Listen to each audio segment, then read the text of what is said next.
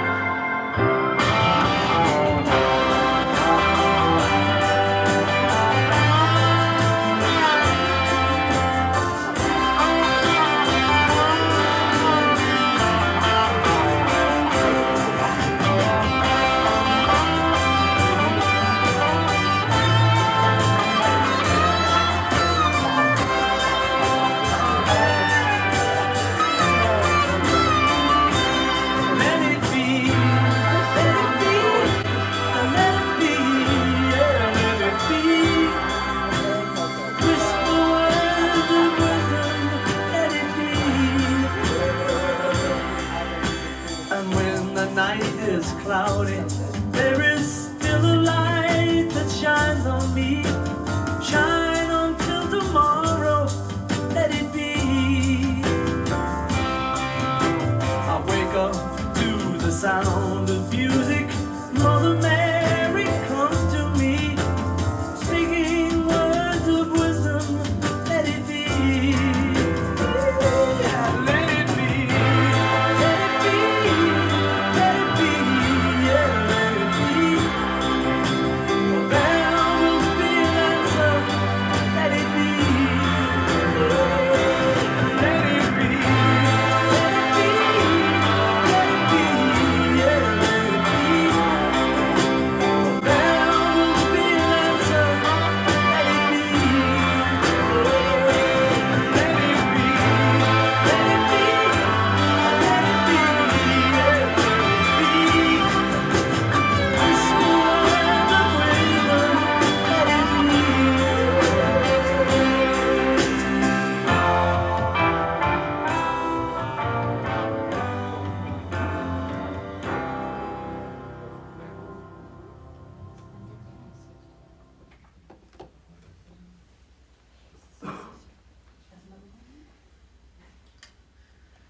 Can everybody hear me? Okay, good. I'm Russ's sister, Ariel, and I want to thank you all for coming together today to honor and celebrate him. It struck me that many of the people who reached out after Russ's passing have said pretty much the same thing, which was that they didn't know him very well, or that they weren't very close to him. And I'm his sibling, and even I don't feel like I knew him very well. He was a private person. He seldom, if ever, talked about his feelings. So who was he? I can only tell you who he was to me. Russ was the guy I could always count on. He had the answers to all my questions. He was my protector from the beginning. He protected me from the mean kids on the school bus. He was the boy that ran beside me day after day, holding onto the bicycle to help me learn how to ride a two-wheeler. He was the boy who took me to the school nurse when I got hurt on the playground. Russ was the brilliant teenager who built a color TV from scratch when he was just 14. The TV that our mom was still watching 25 years later. He was the kid who taught me how to shoot a gun, how to ride a mini bike, and how to operate a computer. He was the teen who never ever kicked me out of his room, even when I was crushing on his friends. He was the gentle youth who couldn't bring himself to shoot a rat off of our bird feeder. Russ was the young man who could fix anything, the guy who was always ahead of the curve, the problem solver, the facilitator, the guy who taught me how to change the brakes on my car, and how to pitch a tent. He was the one person I trusted implicitly. He was the person I most wanted to be like. Russ was the tender heart who brought stray dogs home from movie shoots and ballet dancers home to Thanksgiving dinner because they were only given one day off and their families were too far away. He was the tender heart who rescued everyone's pets from a major apartment fire, even the fish, because he believed that pets are family. He was my hero. In November of 2020, I reached out to Russell because I was having a very hard time with the state of the world. And I'd like to share part of his response to me. He wrote, "People are people, and you can't legislate common sense. I will share that as I've been around the world twice and worked in most civilized and uncivilized countries, that it all seems the same to me, just a different day.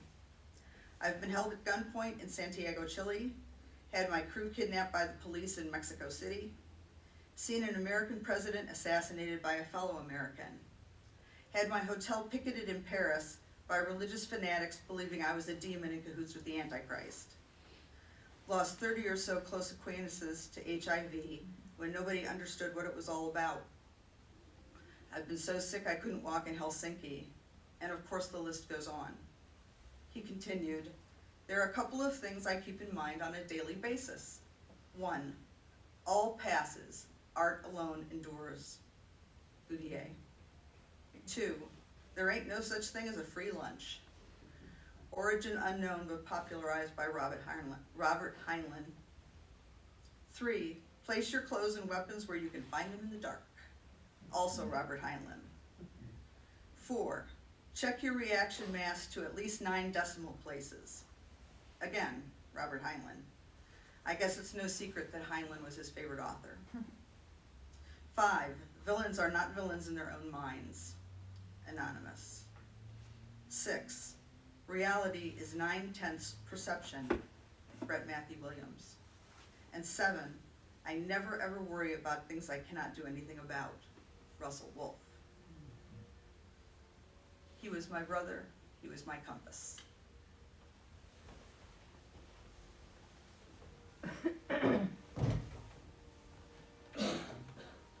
Did all good people turn their heads each day so satisfied I'm on my way?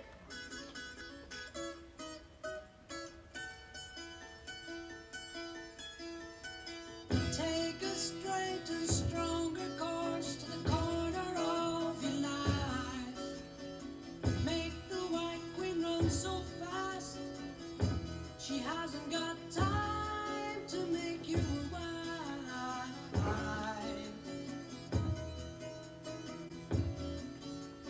'Cause it's time in time with your time, and this news is captured.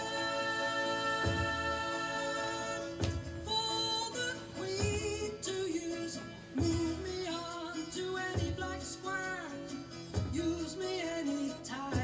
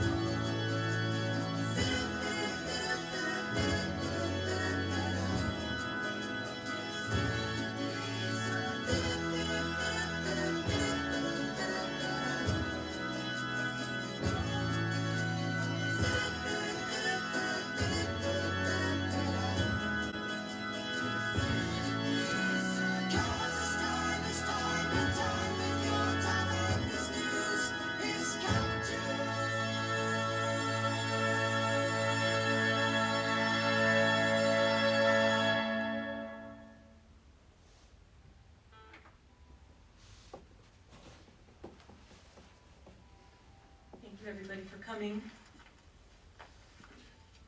Like Ariel, I would like to start by sharing some of Russell's favorite quotes and ideas that express who Russell was. Trustworthy, loyal, helpful, friendly, courteous, kind, obedient, cheerful, thrifty, brave, clean, and reverent. The Boy Scout law. No matter where you go, there you are.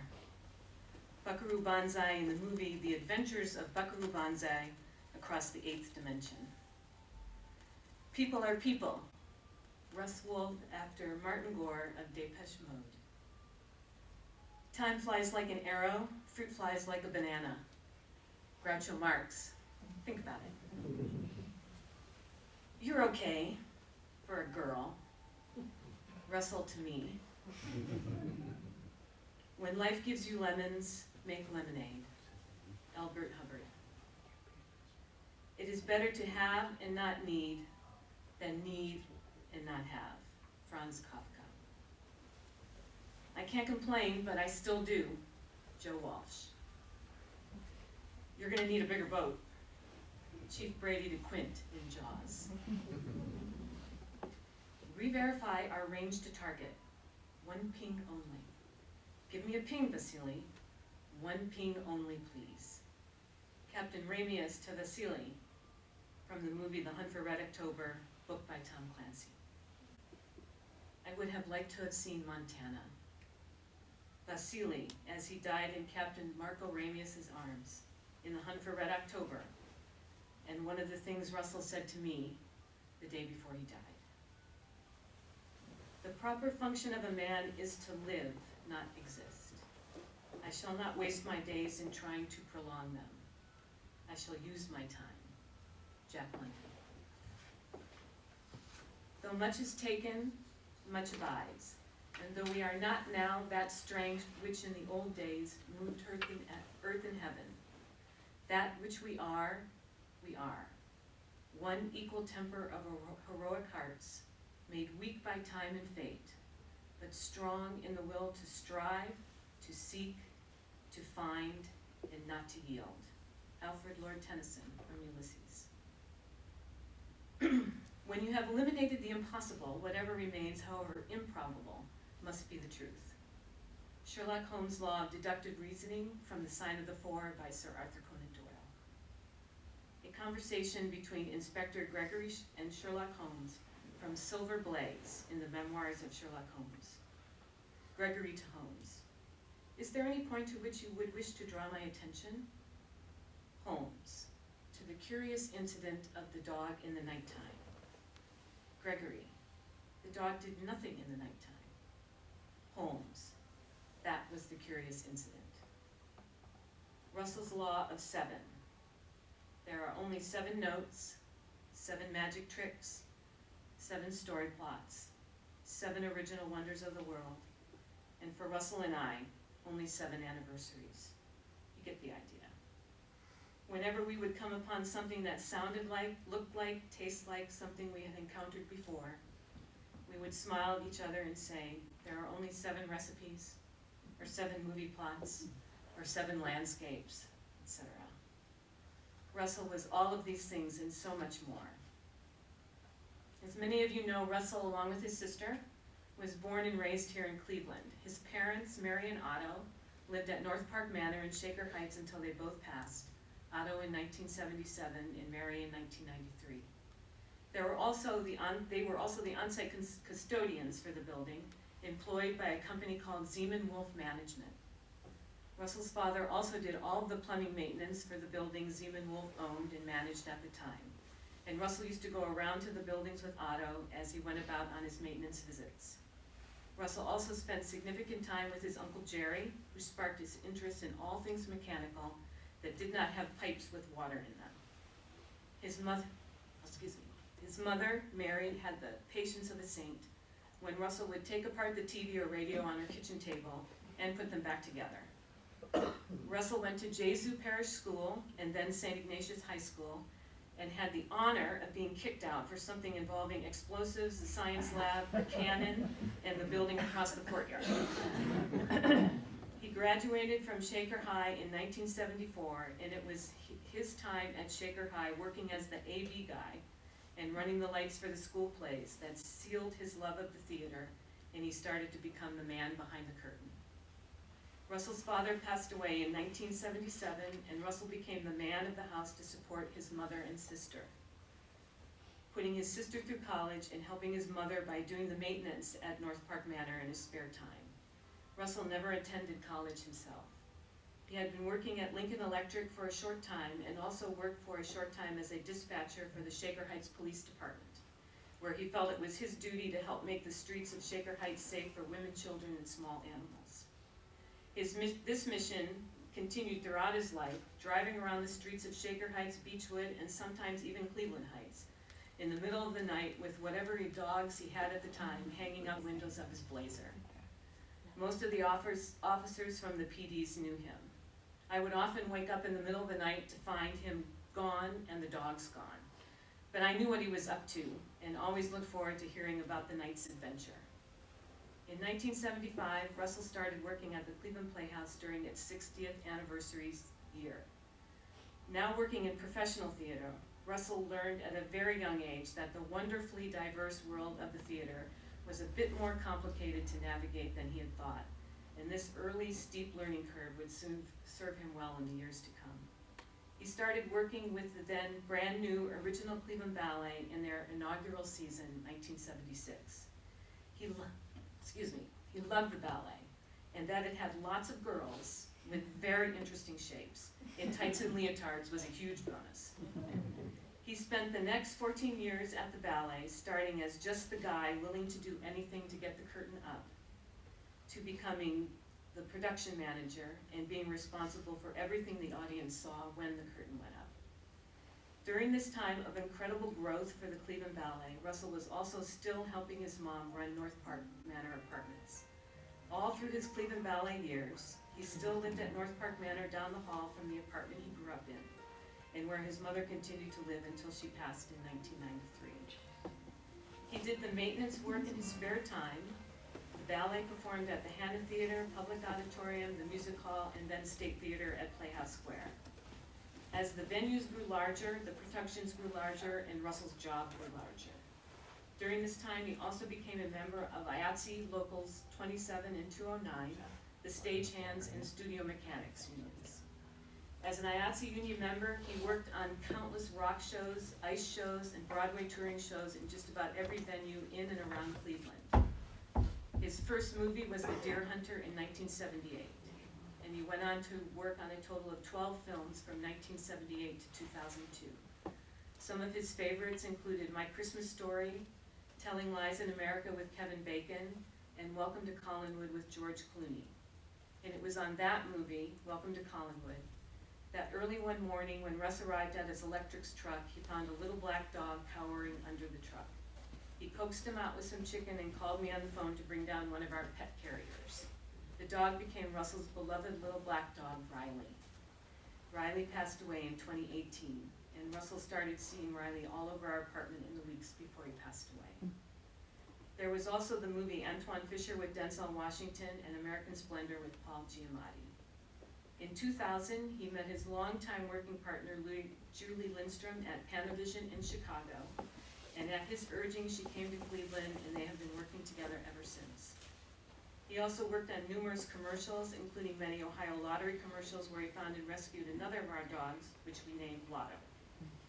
He also worked on the Drew Carey Show when they came to Cleveland to film, and in 1997, he went around the world with the Magic of David Copperfield Dreams and Nightmares World Tour. Because his job running the lighting board was critical to the success of the Magic, he had bodyguards that went with him everywhere, and in some of the dicier stops, including South America and Mexico, was not allowed to leave the hotel even under guard. We also had the occasion to meet David Copperfield's girlfriend at the time, Claudia Schiffer, who was wearing only a nightshirt, but that's a story for another time. So during all of those years, 1975 through 2003, that Russ worked at the Cleveland Playhouse, the Cleveland Ballet, doing maintenance for his mother at North Park Manor, working on movies, rock shows, and Broadway touring shows, went around the world with David Copperfield, he also found a time for a few hobbies. He was an avid scuba diver, at one point had his entire apartment filled with saltwater tanks and exotic fish.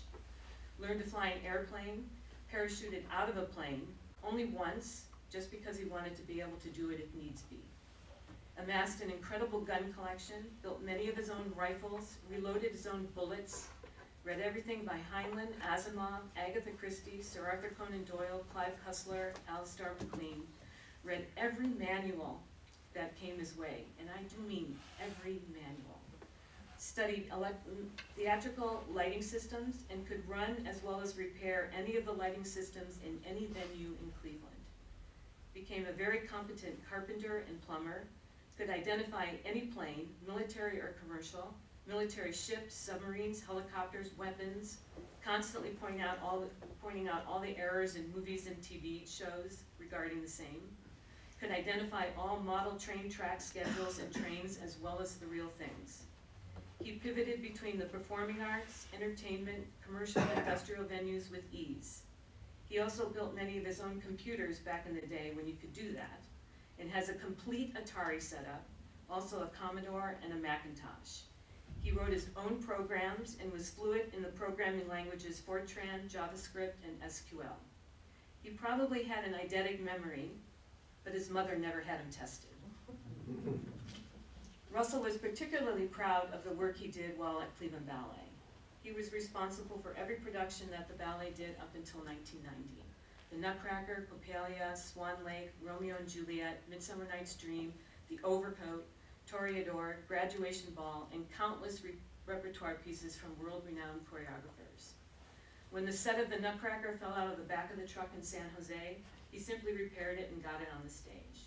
When Cleveland Ballet was invited to perform in Dublin, Ireland, and at the Edinburgh Festival in Scotland in 1990, he managed to get both the full-length productions of Coppelia and The Overcoat, dancers, sets, costumes, everything, across the Atlantic Ocean while dealing with the temperamental antics of Rudolf Nureyev, who was guesting with us both in both ballets. I joined the company in 1982, and that is when our story began. From 1982 until 1990, in addition to his huge contribution to the growth of the ballet, Russell also asked me out countless times, and countless times I turned him down. Finally, in September of 1990, the company had just returned from Ireland and Scotland and was out in San Jose, California performing. Russ asked me out one final time to a performance of the then unknown Canadian troupe called Cirque du Soleil. I went under one condition, that my two best friends and dance partners, Bill and Olivier, were to come along as my chaperones. He accepted my terms and sent a car to pick up Bill and Olivier and picked me up in a black Porsche. The rest is history. And during this whole time, Wulff management was still in the background. At his mother's funeral in 1993, Don Kalish, one of the property managers at Wulff, approached Russell to talk with him about working at one of their newer properties they had built and were managing, Four Seasons Apartments in Beechwood. I had just retired from dancing and we were living together at North Park Manor. Russell was busy working on movies, etc., and I had gone back to school. In 1996, we accepted the position at Four Seasons and worked there for a year while still living and working at North Park. Then in 1997, when Russell was touring the world with David Copperfield, I moved us out of North Park Manor, where Russell had lived his entire life, and into Four Seasons. He gave me very clear instructions. He drew an extremely accurate map depicting where all of his stuff was stashed around North Park Manor and told me, do not throw anything away. I did not. From 1992 to 1997, Russell taught me about building maintenance and management. He taught me the basics about plumbing, electrical, and carpentry, things like, being just a ballet dancer, I knew practically nothing about. But he was confident enough in me to leave me alone to take care of a 5-story apartment building in Beechwood while going to school at night while he went around the world for a year. The first catastrophic structural event occurred at Four Seasons Apartments Building 2, our building, on December 2nd, 2000 at 11:40 p.m. The 4-inch fire main that supplies water to the building's fire sprinkler system ruptured underground under the loading dock. The water burst through the floor, throwing rocks and concrete out with it. The elevator pits filled with water. The dumpster got thrown up so high it hit the ceiling. Half of the first floor was flooded, and water rushed into the electrical room. The entire building had to be evacuated and shut down until the situation was under control and the systems were made safe. And it was Russell who took charge. With the fire department on the way, he started evacuating the building, was the one who went down into the freezing water vault to shut off the fire main, with the fire department and EMS standing by in case of hypothermia, and he oversaw all of the repairs related to this incident. The man behind the curtain was now the man of the hour. In 2003, Ambassador Milton Wulff, the Wulff, the W-O-L-F, Wulff, in Zeman Wulff Management, asked Russell to stop going off and playing in the circus and run the maintenance for all the buildings Zeman Wulff Management and later Wulff Real Estate Management owned and managed. And so the man behind the curtain also became the man everyone called when anything went wrong, giving birth to Zeman Wulff Management's heavy maintenance department.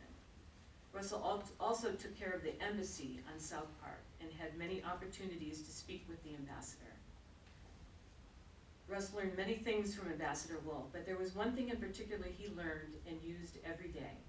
The ambassador, when he would call someone on the phone, would always ask how they were and then ask if it was a good time for them to talk.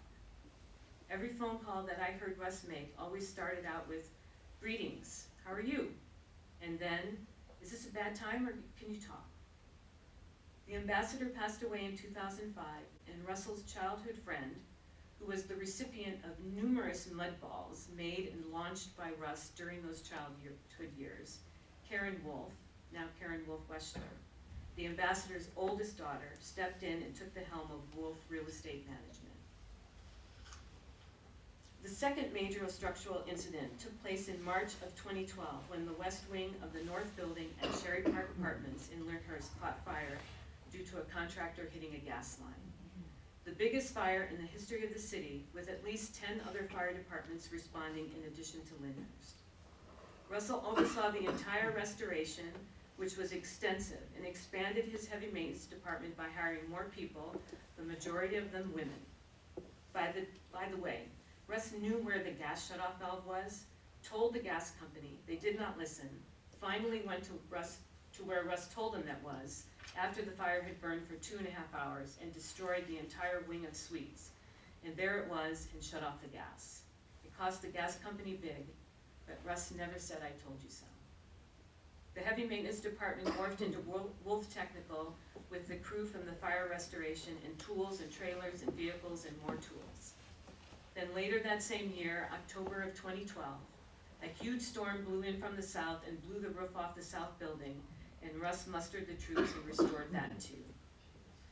Russ also designed and installed an automation system at Sherry Park for the elevators and the boiler systems in both buildings. It is a thing of beauty, and Russell spoke of it often with me over the last few months. If anyone would like to take a tour, I am available at very reasonable rates. Oh, and he also wrote an app for it, so he could monitor it on his phone when he wasn't near his laptop. In 2014, Russ took an evening off and we got married. The date was December 13th, 2014, 12/13/14, also his birthday. In 2015, because of the unique skill set Russell and his band of married women and a few good men had in dealing with unique structural disasters, Russell and Karen partnered to form a new company, Grey Wulff Services LLC, leasing a 12,000 square foot building in Bedford Heights. Much of their work was for Wulff Real Estate Management at their properties here in Cleveland and in North Carolina. Among the many projects they did for Wulff Real Estate was the building of the beautiful club area, swimming pool, gardens, fire pits, outdoor games, entertainment, and grilling areas at Sherry Park Apartments in 2017. They were called in as part of the disaster recovery team for the 2018 Fernwood Elementary School fire and roof collapse in Shaker Heights. In 2020, as the pandemic started, Karen decided to step away from the partnership, and on May 1, 2020, Grey Wulff Services became Russell's own company. His dream of owning and running his own electrical, mechanical, fire alarm, and general contractor business, with the majority of the employees women, had come true. Throughout the first year of the pandemic, and his first year of being a single owner LLC, Russell kept his company going. And then on May 15th, 2021, the devastating diagnosis of pancreatic cancer blindsided us.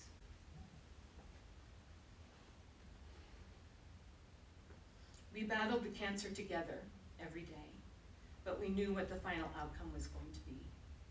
He had a brilliant, extraordinary mind. He seemed to know everything about anything. He was completely calm in a crisis. Fires, floods, sets falling out of trucks, chandeliers falling to the stage as the curtain rises, impossible lighting setups for the movie director to get the shot, like running up 4 flights of stairs in some unused parking garage in downtown Cleveland in the heat of the summer, with 30 to 40 pounds of wire on your shoulders to get power to the lights on the set. But all of these things he was and did and believed in, he was most importantly a facilitator, a teacher. I would like to read a few excerpts from a letter his cousin Freddie Vickerell sent to him on his last birthday, December 13th, 2021. Of all the cool, older than me male cousins in our family, you were the only one I always wished was my brother. I looked forward all year to the 2 weeks with your family each summer, and it was never less than a thrill. My own brother, mostly into sports, which is all well and good, but you were into science fiction, rockets, animation, superheroes, cool music, and any sort of new tech. I think you were one of the very first early adapters. I remember going with you up to the attic hideaway you had and mashing gunpowder extracted from an Estes rocket engine with plastic tack, sticking it to a wooden beam, and then igniting it with a model rocket igniter to make our own man-from-uncle type plastic explosive. Maybe not the safest thing to have done, but certainly the coolest. And I remember one day looking at drawings of your own designs for rockets and really admiring one in particular. You simply said, "Let's make it then." My mind was blown by this. Maybe 2 hours after first seeing the drawings, we were launching at a park near your building. I can't begin to tell you how valuable and long-lasting that experience has been for me. It was a lesson I'll never forget, and one I've come to carry with me throughout my life and impart to my child. When you want to do something, just do it. Just make it happen. I've never seen anyone embody that ideology as much as you. And now I find myself consulting Webster for a word that reminds me of you. Mr. Webster says of the word illumination that it is the act of illuminating, or state of being illuminated in a spiritual or intellectual fashion. You ended up being, and likely always had been, someone whose focus was illumination, and in putting people and situations in their literal best light. It's a safe bet that those close to you throughout your life, after you and I lost touch, have benefited from your illumination and are better friends, loved ones, co-workers, family members, through your metaphorical radiance. You had an impact on me that remains to this day, and that I've passed along to those dearest to me, especially my own daughter. Russell was deeply moved by this letter, and he looked at me after I had read it, and he said, "Someone got it." Russell was my illuminator, both literally and figuratively, and he was also my hero. He rescued me every day, and I rescued him right back. He was fully engaged in his life and everything he did, almost as if he knew somehow he would not have as much time here as he would have liked, and needed to get as much in as possible before his time was up. I was honored to be the one to take care of him through his cancer ordeal. We fought it together, side by side, facing forward, just like we did whenever we went anywhere. We walked side by side, holding hands, even if we were only going into the grocery store or walking in from the garage. If one of us walked on ahead or lagged behind, the other would stop and wait and go back or forward to be side by side again. And we were side by side at his last breath, holding hands. And I will miss the feel of his hand in mine. I look forward to holding his hand and walking by his side again, with all of our animals that have departed scampering around us. He passed away on the last day of the last pay period in 2021, after 5 p.m. at 7:03. So he received his full final paycheck. He would have liked the neatness of that. There were four songs that I played just before Russ passed. The first, You're Moved by Yes, Ariel texted to me via a YouTube link at around 6:45 p.m. and was played here right after Ariel's book. The last song was the one song he very clearly requested be played at his funeral, Spirit in the Sky by Norman Greenbaum. As this song ended, Russell smiled, and on the last note of the song, he let out his last breath.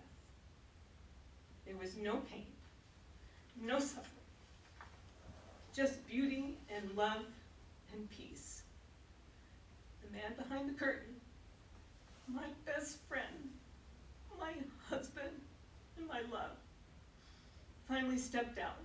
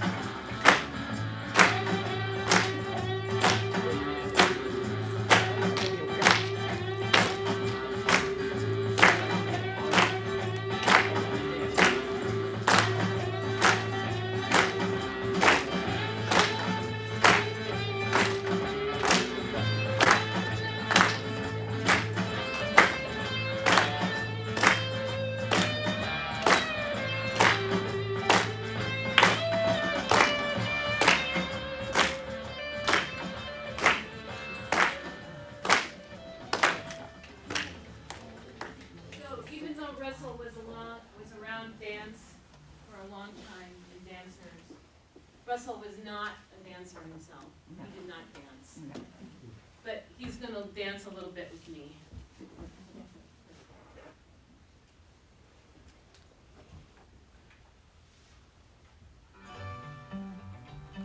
I'm gonna pick up the urn, but it's really heavy. If I lost secure moments, I still can't believe I'm spending those moments with you. And the ground I am walking, the air that I breathe, are shared at those moments with you. You love for me, you show the meaning of everything that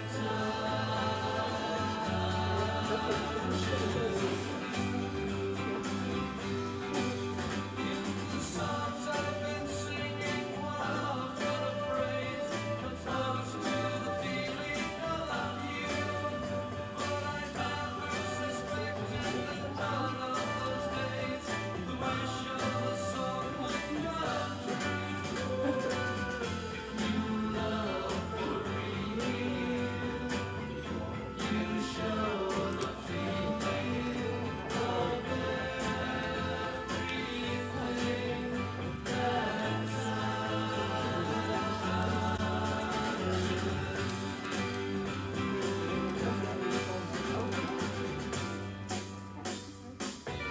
you are a gracefulness, you are a happiness, you are what I would guess to be most like what I've been singing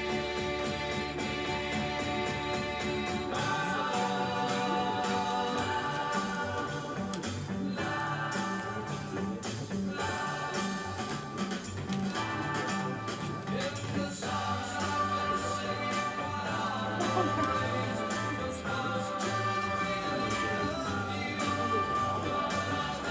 Suspected that none of those days the wish of a song would come true. You love for me, you show the real of everything that